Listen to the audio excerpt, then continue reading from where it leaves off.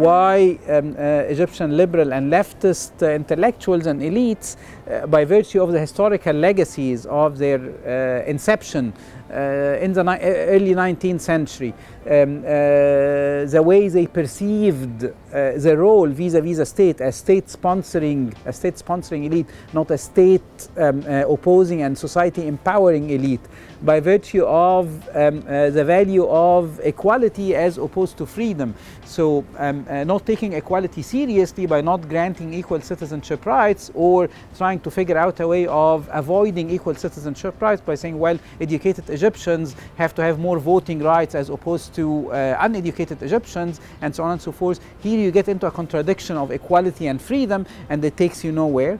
And the historical legacy of the overly dominant Egyptian state, which was entrusted from a liberal and leftist perspective with the mission of modernizing society, introducing rationality to the realm of the irrational, which was society, and the distinction between the secular as opposed to the religious, or the secular as opposed to the traditional, which led as well to liberal and leftist elites missing out on the chances to organize, to compete between 2011 and 2013, and faced with the dominance through the ballot box of religious right-wing groups. Their only way out was to call on the army to interfere again. Some liberal and leftist intellectuals and writers have increasingly become critical vis-a-vis the current regime on two accounts.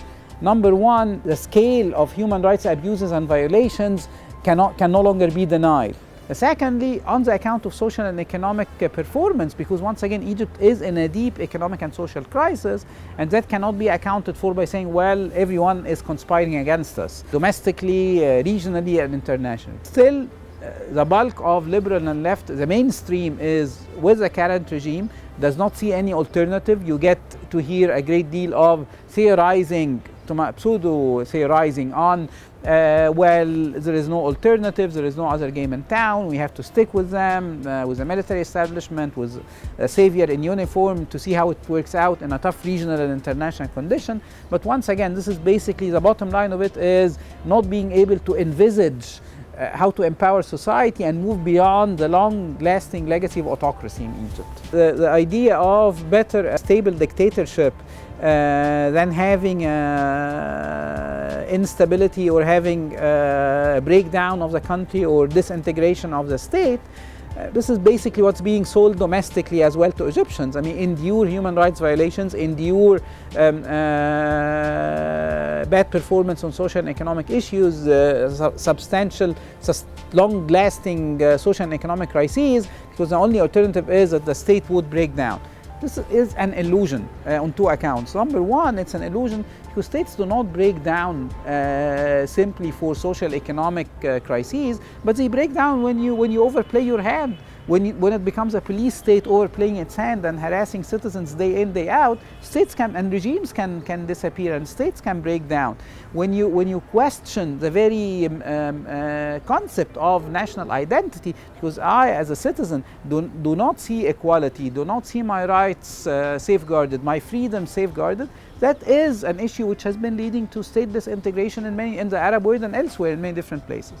Secondly, it's an illusion because once again, the challenge is how to in fact fix the state too, because if you leave it to the securitizing tendencies, you will end up eroding the social and political capital of state institutions. That social capital lives on popular trust.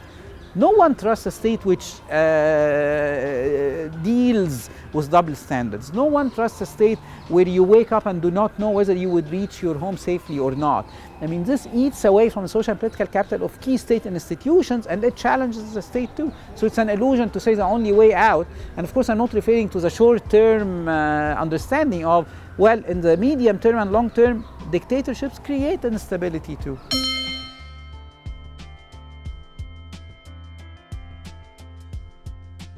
Not to be silent on human rights abuses and violations, to name them.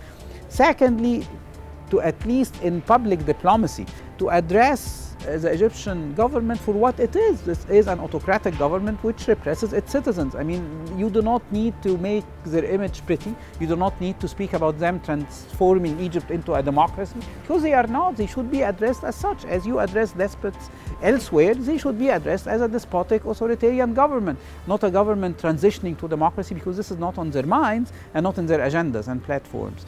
So some clarity, honesty in describing what's happening is needed.